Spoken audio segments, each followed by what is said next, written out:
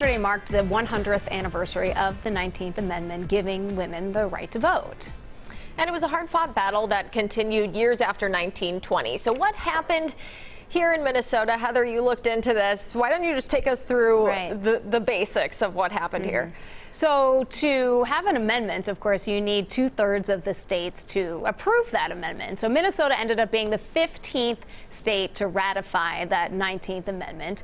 100 years ago was what we celebrated yesterday. It was when Tennessee became the 36th state to do that. So that's what the celebration was, if you had heard about this yesterday. Here in Minnesota, the battle sort of mirrored what was going on nationally. There were national groups, but there were also a lot of local groups. And even just as the state started, every 2 years, these women's groups would go back to the state legislature, who was all male at the time, and petition to get onto the ballot to say, yes, let's go vote, let's vote. Sometimes they'd get close, sometimes they wouldn't. They'd just keep trying and trying. But Minnesota never got it done. We had to wait for the feds to get it done to get the right to vote here. Yeah, eventually there were smaller steps towards progress, Heather. It wasn't like all at once. No, exactly. So in 1875, which was, long before 1920, women got the right to run for and vote for school boards. And so at the time, it was kind of a big deal. You think, well, all they got was school boards, but it was a time where women weren't really speaking out that much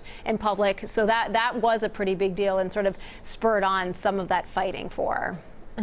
And do you want to talk about what types of groups were actively working on this and who was spearheading these efforts? Right. And so if you look at the history, and oftentimes the way the history is told about the women's suffrage movement, a lot of the history is told about white women. But this wasn't just an urban movement. This was a rural movement. It was immigrant women. It was women of color.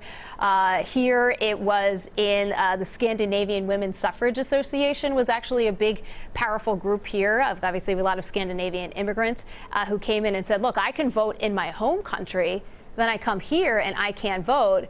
There's something wrong with that. And there were a couple specific leaders that you learned about. Tell us about them. So lots of leaders in this movement, lots of them, but two of the big ones really that we focused on in our story, because as we were talking to different historians about this, one was a woman, her name was Julia B. Nelson. She founded the Women's Suffrage Association. Another, an African-American woman who founded the Every Woman Suffrage Club.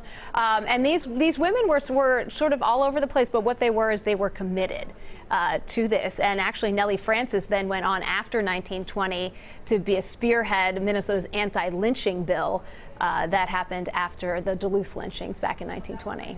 And then we can't have this conversation without acknowledging there were major limitations to the first round of things. Right. And you see this here. You say given women the right to vote with a giant, giant asterisk there. And primarily it was white women. You see women across the country disproportionately, rules like poll taxes or literacy tests limiting those right to votes. You also see American Indian women here, and all American Indians weren't actually given the right to citizenship until 1924. Before then, it was a case-by-case basis.